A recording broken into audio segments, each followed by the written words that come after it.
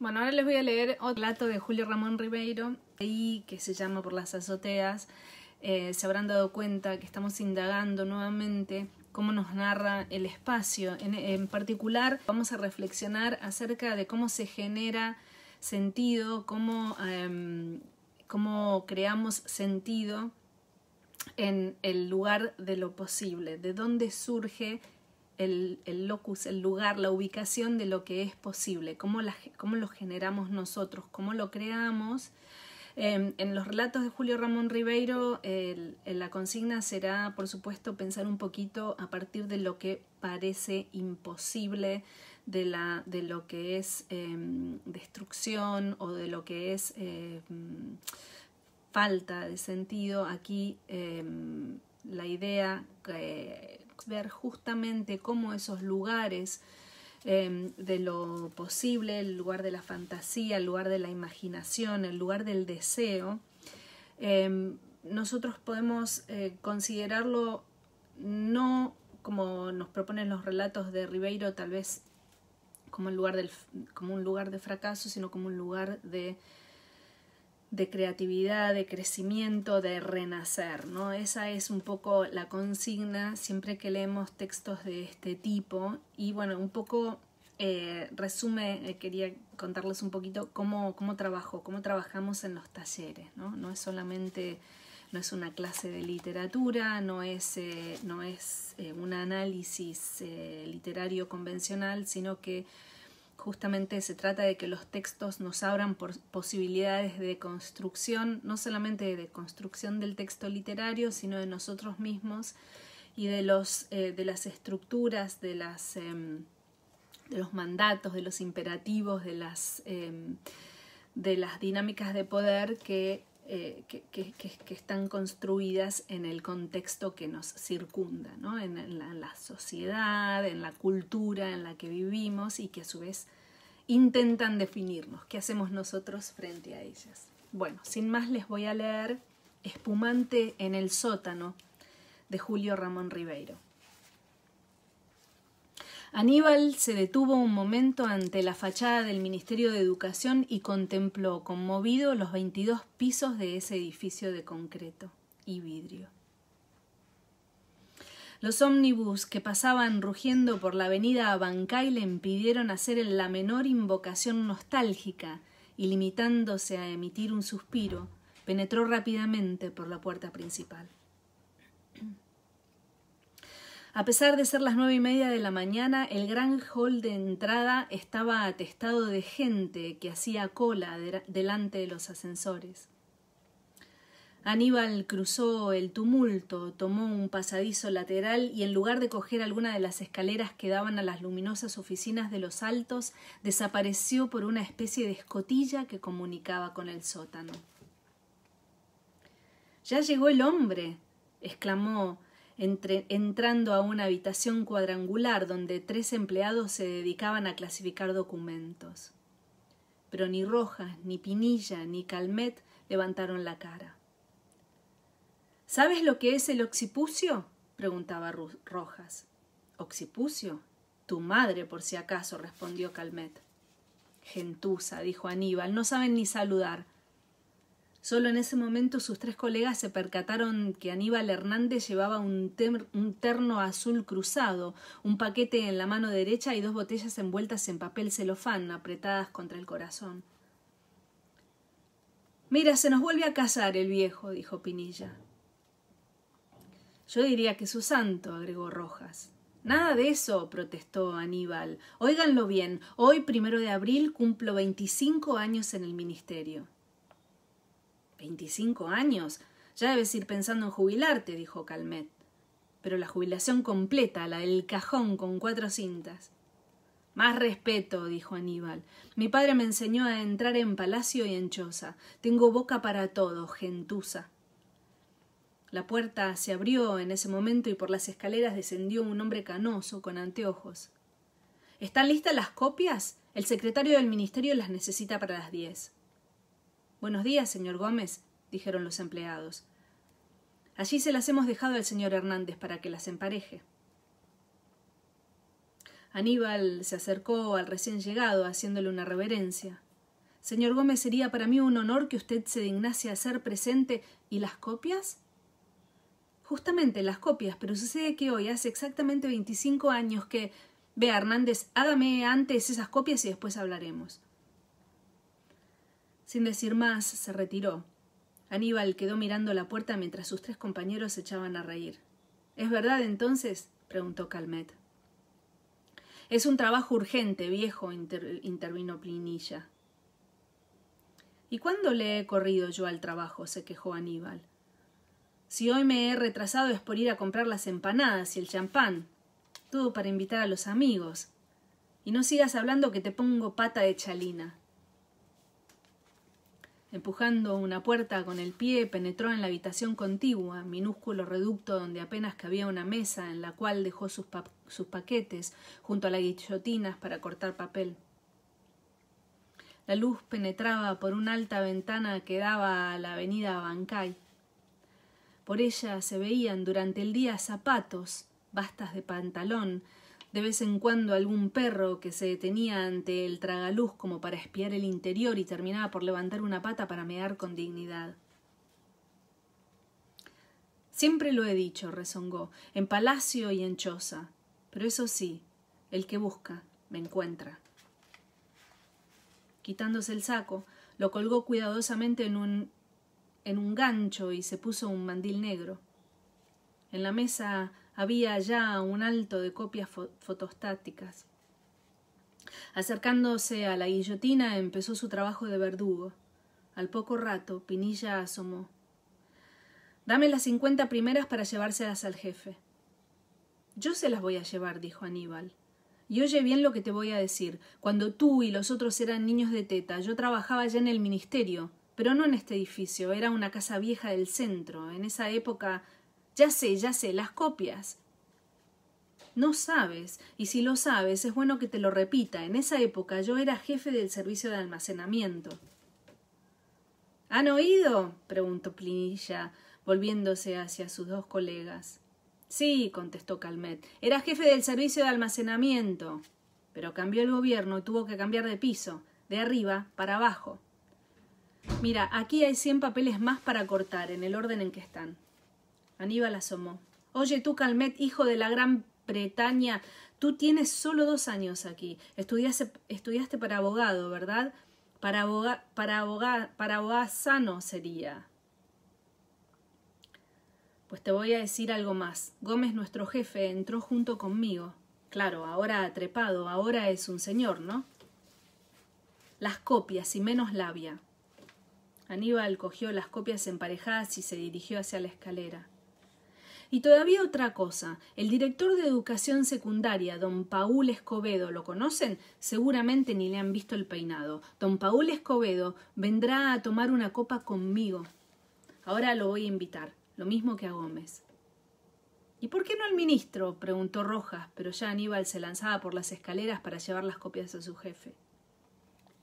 Gómez lo recibió serio. «Esas copias me urgen, Aníbal. No quise decírtelo delante de tus compañeros, pero tengo la impresión de que hoy llegaste con bastante retraso». «Señor Gómez, he traído unas botellitas para festejar mis 25 años de servicio. Espero que no me va a desairar. Allá las he dejado en el sótano. Ya tenemos 25 años aquí». «Es verdad», dijo Gómez.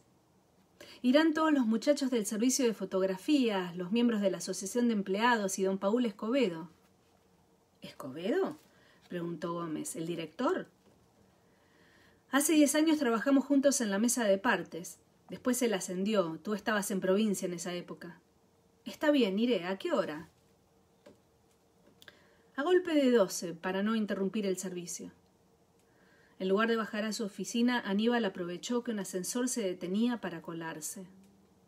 «Al 20º, García», dijo al ascensorista y acercándose a su oído agregó: «Vente a la oficina de copias fotostáticas a mediodía. Cumplo 25 años de servicio. Habrá champán». En la puerta del despacho del director Escobedo, un ujier lo detuvo. «¿Tienes cita?». «No me ve con mandil, es por un asunto de servicio». Pero salvado este primer escollo, tropezó con una secretaria que se limitó a señalarle la sala de espera atestada. «Hay 11 personas antes que usted». Aníbal vacilaba entre irse o esperar cuando la puerta del director se abrió y don Paul Escobedo asomó conversando con un señor al que acompañó hasta el pasillo. Por supuesto, señor diputado, dijo, retornando a su despacho. Aníbal lo interceptó. Paul, un asuntito. Pero bueno, Hernández, ¿qué se te ofrece? Fíjate, Paul, una cosita de nada. Espera, ven por acá. El director lo condujo hasta el pasillo. Tú sabes mis obligaciones. Aníbal repitió el discurso que había lanzado ante el señor Gómez. En los líos que me metes, caramba. No me dejes plantado, Paul, acuérdate de las viejas épocas. Iré, pero eso sí, solo un minuto. Tenemos una reunión de directores, luego un almuerzo. Aníbal agradeció y salió disparado hacia su oficina. Allí sus 3 colegas lo esperaban coléricos. Así que en la esquina, tomándote tu cordial, ¿sabes que han mandado 3 veces por las copias? Toquen esta mano, dijo Aníbal. Huélanla, denle una lamidita, zambos, me la ha apretado el director. Ah, pobres diablos, no saben ustedes con quién trabajan. Poco antes de mediodía, después de haber emparejado 500 copias, Aníbal se dio cuenta que no tenía copas. Cambiando su mandil por su saco cruzado, corrió a la calle. En la chingana de la esquina se tomó una leche con coñac y le explicó su problema al patrón. Tranquilo, don Aníbal, un amigo es un amigo. ¿Cuántas necesita? Con 24 copias en una caja con 24 copas en una caja de cartón, volvió a la oficina. Allí encontró al ascensorista y a 3 empleados de la asociación. Sus colegas, después de poner un poco de orden, habían retirado de una mesa todos los implementos de trabajo para que sirviera de buffet. Aníbal dispuso encima de ella las empanadas, las copas y las botellas de champán, mientras por las escaleras seguían llegando invitados. Pronto la habitación estuvo repleta de gente. Como no había suficientes ceniceros, echaban la ceniza al suelo.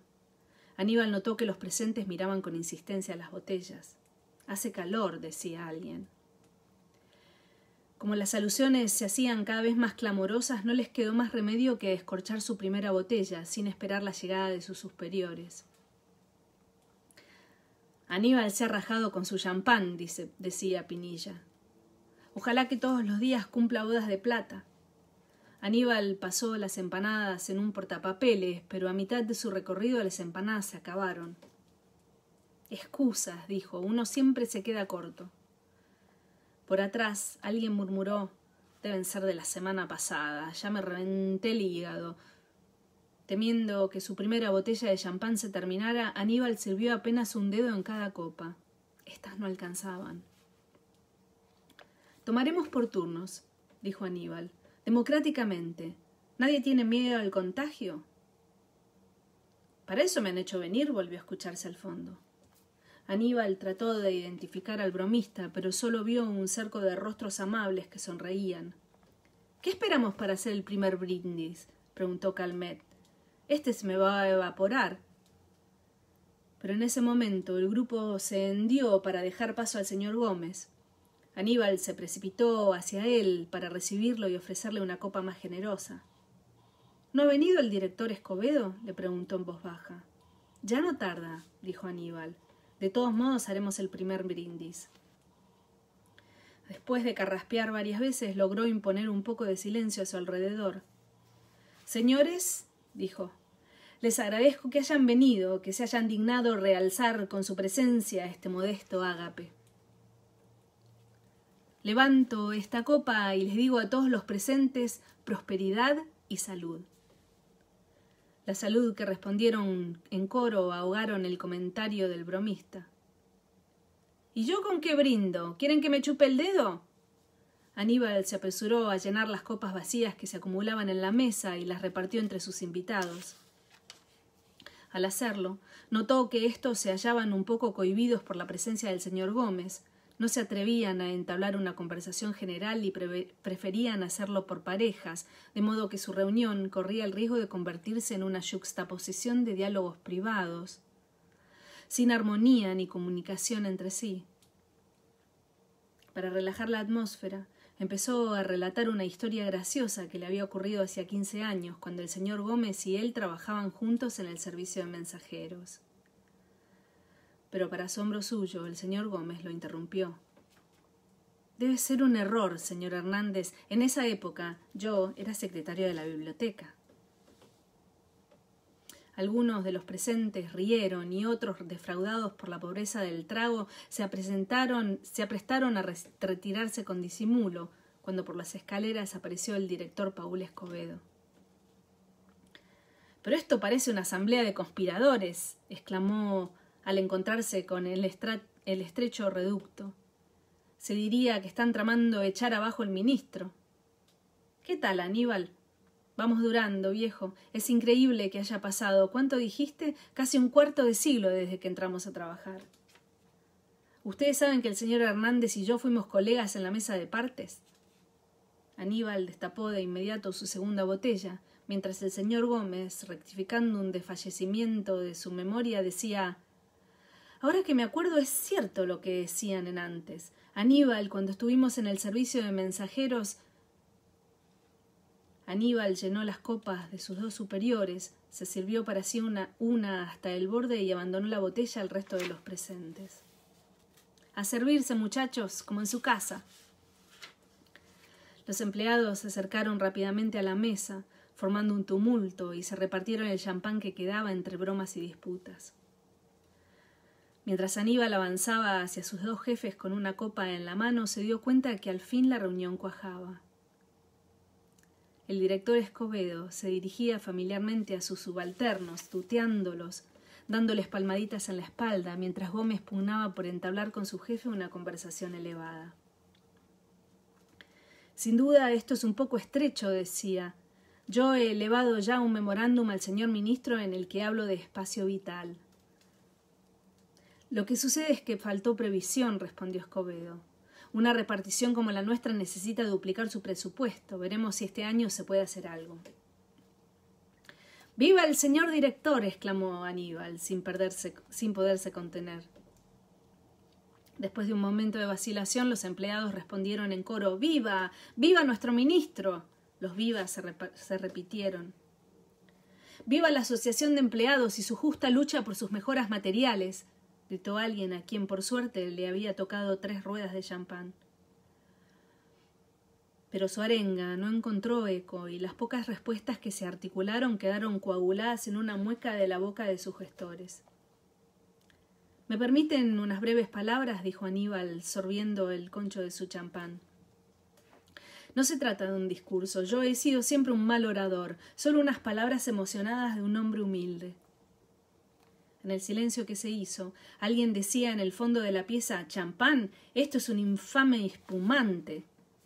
Aníbal no oyó esto, pero sí el director Escobedo, que se apresuró a intervenir. «Nos agradaría mucho, Aníbal. Pero esto no es una ceremonia oficial. Estamos reunidos aquí entre amigos, solo para beber una copa de champán en tu honor». «Solo 2 palabras», insistió Aníbal. «Con el permiso de ustedes quiero decirles algo que llevo aquí en el corazón.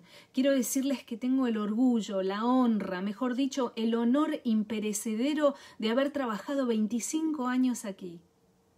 Mi querida esposa, en paz descanse, quiero decir la primera, pues mis colegas saben que enviudé y contraje segundas nupcias, mi querida esposa siempre me dijo: «Aníbal, lo más seguro es el ministerio, de allí no te muevas, pase lo que pase, con terremoto, con revolución, no ganarás mucho, pero al fin de mes tendrás tu paga fija. Con que hacer un sancochado», dijo alguien. «Eso», convino Aníbal, «un sancochado». Yo le hice caso y me quedé, para felicidad mía. Mi trabajo lo he hecho siempre con toda voluntad, con todo cariño. Yo he servido a mi patria desde aquí. Yo no he tenido luces para ser un ingeniero, un ministro, un señorón de negocios, pero en mi oficina he tratado de dejar bien el nombre del país». «¡Bravo!», gritó Calmet. «Es cierto que en una época estuve mejor. Fue durante el gobierno de nuestro ilustre presidente José Luis Bustamante, cuando era jefe del servicio de almacenamiento. Pero no me puedo quejar. Perdí mi rango, pero no perdí mi puesto. Además, ¿Qué mayor recompensa para mí que contar ahora con la presencia del director don Paul Escobedo y de nuestro jefe señor Gómez? Algunos empleados aplaudieron. No es para tanto, intervino el señor Escobedo, y como Aníbal había quedado un momento callado, añadió: te agradecemos mucho, Aníbal, tus amables palabras.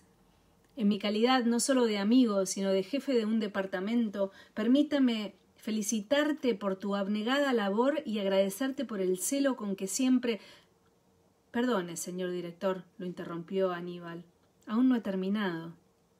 Yo decía, qué mayor orgullo para mí que contar con la presencia de tan notorios caballeros. Pero no quiero tampoco dejar pasar la ocasión para recordar en estos momentos de emoción a tan buenos compañeros aquí presentes, como Aquilino Calmet, Juan Rojas y Eusebio Pinilla, y a tantos otros que cambiaron de trabajo o pasaron a mejor vida. A todos ellos va mi humilde, mi amistosa palabra.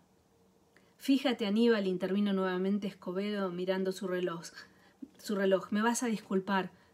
Ahora termino, prosiguió Aníbal. A todos ellos va mi humilde, mi amistosa palabra.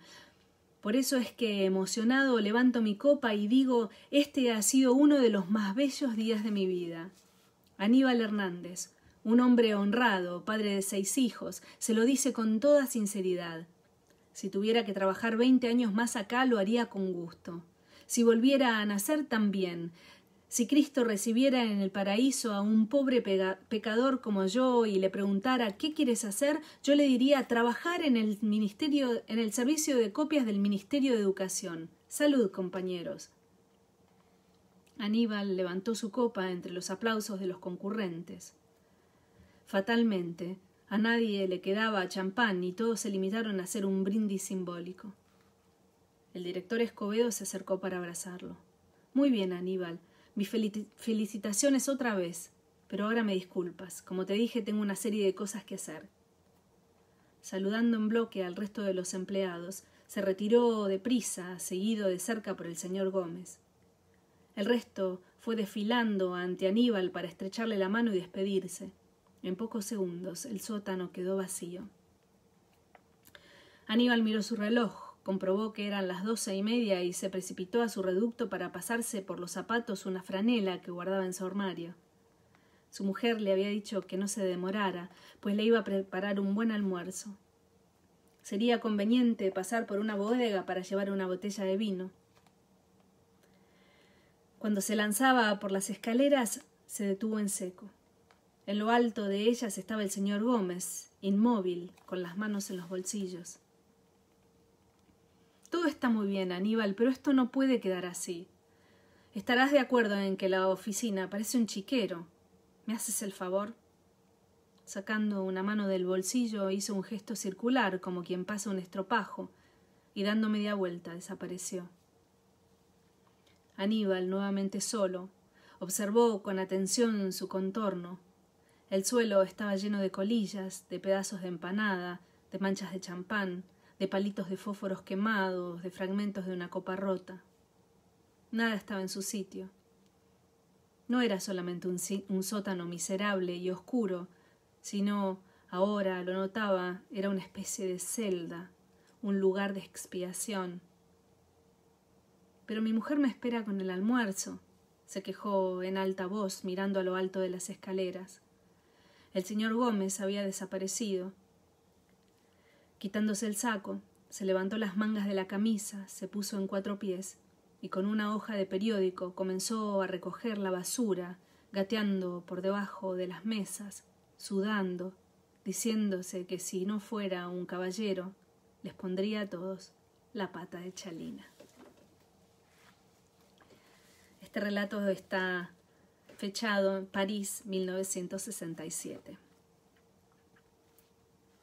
Espumante en el sótano, de Julio Ramón Ribeiro. Gracias por escucharme. Hasta la próxima.